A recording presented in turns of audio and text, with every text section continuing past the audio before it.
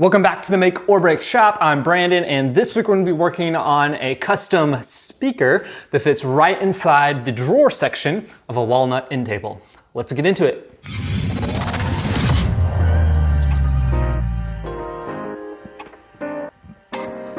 So this week we're going to return to an old project, and we're gonna put something just a little bit different into this drawer. So a while back, I built an end table. You can check it out right there for my daughter's nursery. And I always had this drawer that I wanted to be able to eventually take out and put something a little bit different inside of. That is because I wanted to actually put a speaker inside. So this week we're gonna be working on a speaker. But the first step is we need to get the dimensions of everything we're gonna make off of this drawer. So we need to grab the dimensions off of this guy because the speaker we're gonna build is basically gonna fill in the exact same space. And I need something to write on. So we're gonna go by 12 and 3/4. The design of it should be fairly straightforward, where we've got the front speaker and the circles. So this whole section back here, all of this is gonna be cut out of MDF. This is gonna be walnut that we're gonna CNC a really cool design in, but we're gonna start with the outside box first.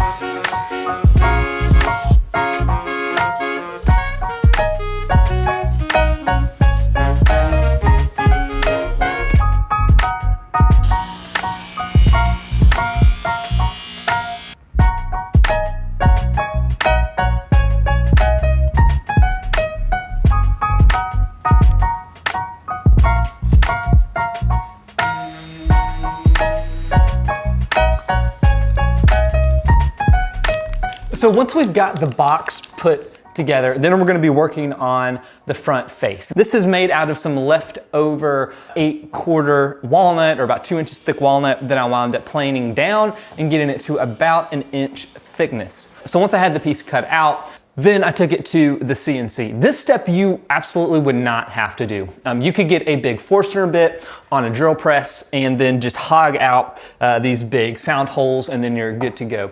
But in my case, since I had a CNC, I wanted to have some fun with it. So before I actually went to the CNC, I had to make the design, and we did that in Fusion 360. All right, so we got the design from Fusion, we exported the G code, and now we're at the CNC, and we're carving this sucker out. It probably took an hour and a half or so. It was done in a couple passes. One was just a adaptive clearing pass that took out the majority of the material with a 1/4 inch bit. And then I came back with this guy, which is a round over bit. It's like a 5.2, I think, degree taper. And that is what slowly went all the way back and forth with a really small step over that took all of this and smoothed it out.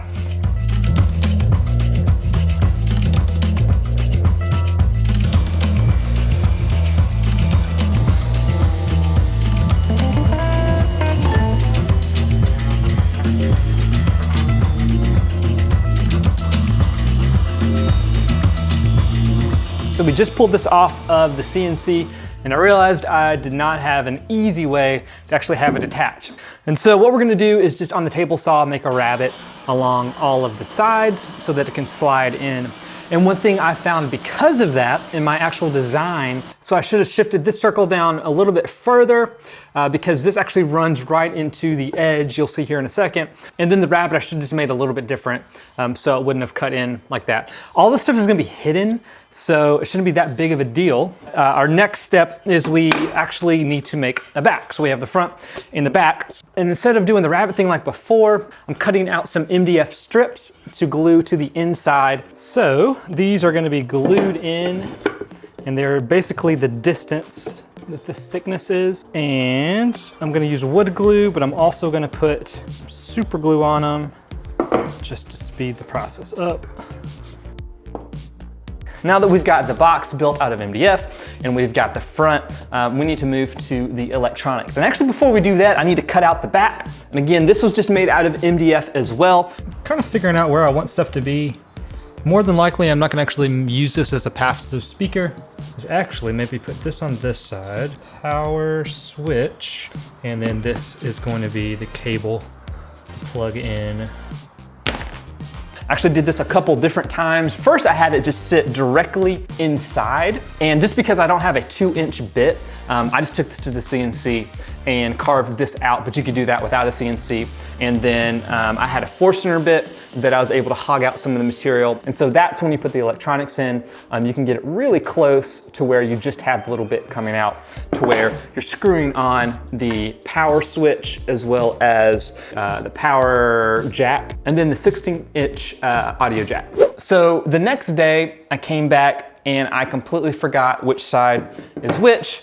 And so I tried to get the front to fit onto the back. And so I had those back pieces already glued in there that were gonna be supports for the back piece.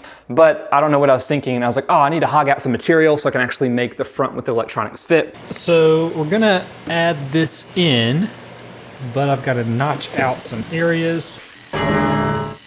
I just had to wind up making an entirely new back piece. So I went back and actually made it the way it should have been. This is just a piece of MDF, but then I cut a rabbet all along the outside, just like I did the front, and then did the exact same process. So now the time is to actually work on the electronics. And to give you guys kind of an idea of what we are working with, this is all from Kirby over at Kirby Meets Audio. I actually had him on my podcast that I do on a weekly basis. You can check it out right up there. But you could buy all these components yourself, or you can get them as a kit from him. So this is what all it comes with. This is like your subwoofer, I guess. Big speaker. Obviously, I understand all of these things. Little tiny tweeter, 5/8, real small. Then you've got a power supply. It's a 16-inch jack. I'm probably actually going to connect Alexa to that. Port for adding in speaker terminals, cabling, and then you've got your electronic thing. I guess it's kind of like your soundboard. A bunch of different doodads and knob, a switch, a power jack, conductor or resistor, a couple of resistors, and a capacitor. And some more cabling. We are actually going to have to solder some stuff together. Again, I'm just pretty much following his plans for the most part, and then I'm kind of having them shape to this form factor. They are a little bit different than the measurements he has included.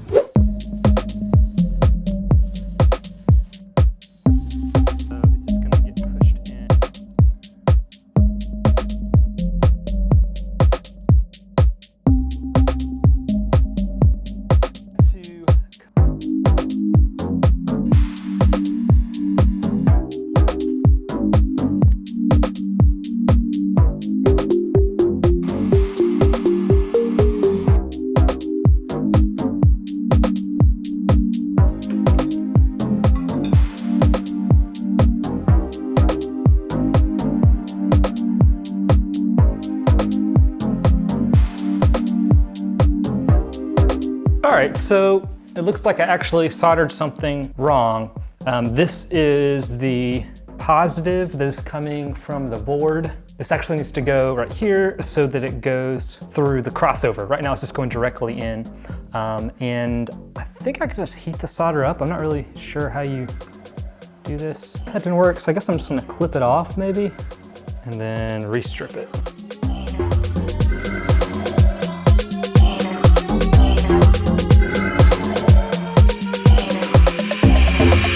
Alexa, what's the weather? In Athens, there's a freeze warning in effect Tuesday, November 12th, 7 p.m. to Wednesday, November 13th. Play non-copyrighted music. Non-copyrighted background music. I did not know that you could have non-copyrighted music. Play Michael Jackson.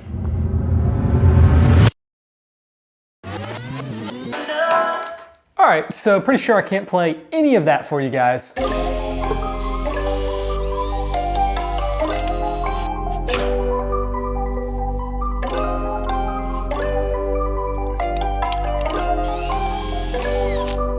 So after adding in all the electronic pieces to the front and the back, the last step is to oil the front, and I actually had a lot of the stuff screwed in and soldered in, so I couldn't take all the electronics back out. If you guys are doing this before you do the electronics, make sure you kind of get this stuff sanded and sealed and finished the way you want it. But I just used some General Finishes Armor Seal, a couple coats on the front, and then the box is just spray painted black with a couple coats of shellac to protect it. And then I glued the front to the box, so this is not going anywhere.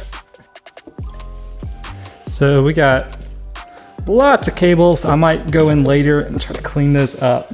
We're gonna close this thing up and actually see if it works.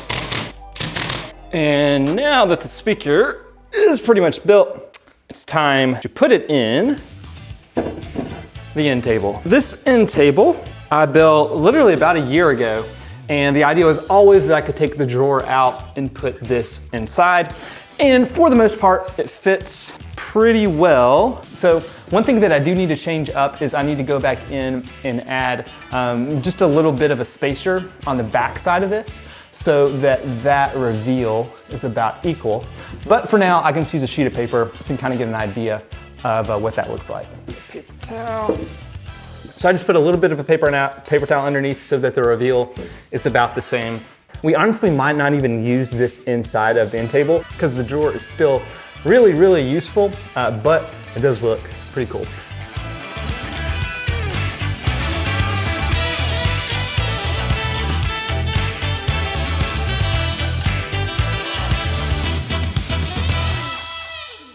And then the very, very last step is just to plug everything in. Since this drawer doesn't go the entire way back, I can actually get back here fairly easily and then plug stuff in.